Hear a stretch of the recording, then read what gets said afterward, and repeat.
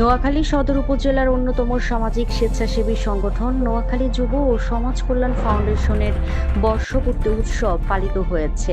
মঙ্গলবার সন্ধ্যায় নোয়াখালী ইউনিয়নের রতনপুর গ্রামে সংগঠনটির প্রধান কার্যালয়ে এই উপলক্ষে এক মতবিনিময় সভা অনুষ্ঠিত হয়। মতবিনিময় সভায় নোয়াখালী যুব ও সমাজ কল্যাণ ফাউন্ডেশনের সভাপতি কামাল উদ্দিনের সভাপতিত্বে এবং নোয়াখালী জেলার যুব সংগঠক ও সাংবাদিক মাহমুদ ফয়সাল এর সঞ্চালনায় প্রধান অতিথি হিসেবে উপস্থিত ছিলেন নোয়াখালী সদর উপজেলার যুব উন্নয়ন কর্মকর্তা জাহিদ হোসেন। অনুষ্ঠানে বিশেষ অতিথি হিসেবে উপস্থিত ছিলেন বাধেরহাট যুব কল্যাণ সংস্থার সভাপতি মাহবুবুর রহমান সোহাগ, জাবালিয়া ইউনিয়ন যুব ও জনকল্যাণ সংস্থার সাধারণ সম্পাদক আব্দুল হক, কচুয়া আদর্শ যুব সংঘের সাধারণ সম্পাদক জসিম মাহমুদ, বিশিষ্ট শিক্ষানুরাগী মোহাম্মদ জাহাঙ্গীর, সংগঠনটির সদস্য সচিব ওয়াজেদ হৃদয় ও বেলাল হোসেন সহ আরও অনেকে। এর আগে ফিতা কেটে অফিস উদ্বোধন করেন প্রধান অতিথি জনাব জাহিদ হোসেন। পরে আমন্ত্রিত অতিথিদের সংগঠনের পক্ষ থেকে ফুলের শুভেচ্ছা জানানো হয়।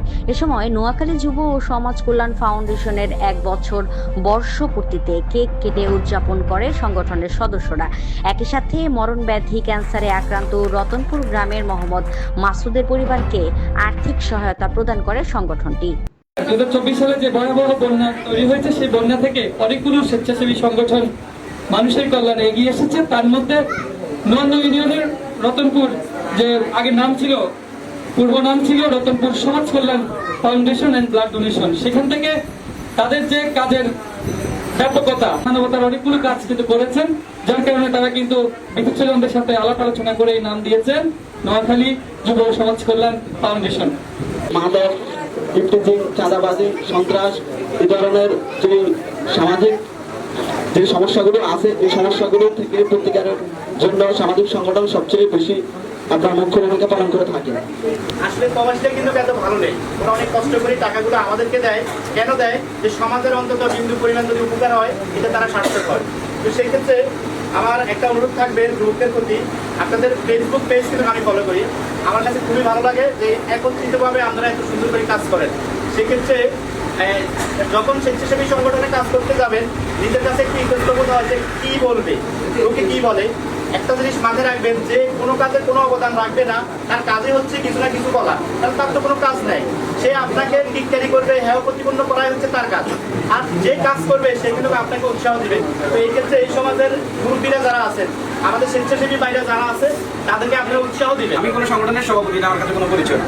আমি কোনো সংগঠনের সদস্য, এটা হচ্ছে আমার কাছে সবচেয়ে বড় প্রাপ্তি। এই যে আপনারা আগ্রহ করে আমার স্যারকে বারবার বলছেন ছবি নেওয়ার জন্য, এটা হচ্ছে আসলে আবেগ। আমরা কাজ করি এভাবে কারো না কারোর কাছে স্বীকৃতি পেতে চাই, এটা হচ্ছে আমাদের আবেগের জায়গা। আমার মনে হয় আমার স্যারও কিন্তু এটা উপলব্ধি করছে, কারণ এটা সব জায়গায় হয় না। আমাদের 41টা কাজ হাতে নিচ্ছি, ইনশাল্লাহ আমরা বাস্তবায়ন একটা একটা করে করবো। একসাথে তো সবগুলো কাজ করা যায় না। আমাদের এখনকার কাজ হাতে আছে, এখনকার অবস্থান উন্নয়নের কাজ তো সবাই বলছে, কি করবো সেটা তো অনেকে এখনো বলে নাই। আমাদের এখন কাজ হবে অবস্থান এলাকাভিত্তিক, প্রতিটা এলাকাভিত্তিক একটা অবস্থান তৈরি করা। দ্বিতীয় কাজ হবে আমাদের মতবিনিময় করা, সমাজ থেকে যুবকদের উন্নয়ন কথা বলবেন, সেটা আমার স্যার আসছে। আমি দেখছি কিছু সদস্য দেখছি খাওয়া নাই, দাওয়া নাই, গা নাই, গোসল নাই, সংগঠন নিয়ে পড়ে আছে। তার চিন্তা হলেও সংগঠনকে কিছু ডেভেলপ করা যায়, সংগঠনের কার্যক্রম করা যায়। তার মানে সে নিবেদিত হয়ে গেছে, একেবারে সংগঠন হয়ে গেছে। এইভাবে আসলে কিছু লোক যদি সংগঠন অনুরাগী না হয়, সংগঠন তারা কেমন যায়। আজকে আমি মনে করি এই রতনপুর এলাকার সৌভাগ্য কামাল সাদ সহ হেডঝাক লোকের সভাপতি সহ হেডঝাক লোক আপনারা পেয়েছেন, যারা এরকম একটা অনুষ্ঠান আজকে উপহার দিচ্ছে, নান্দনিক অনুষ্ঠান। কয়টা সংগঠন পারে সুন্দর একটা অনুষ্ঠান। এবং আমি যা ব্যাখ্যা পেলাম, যা শুনলাম, ইতিপূর্বে কামাল সাহেব আমাকে অনেক ছবি দেখাচ্ছে, এত সামাজিক কার্যক্রম তারা করছে। Desk report, Noakhali express TV.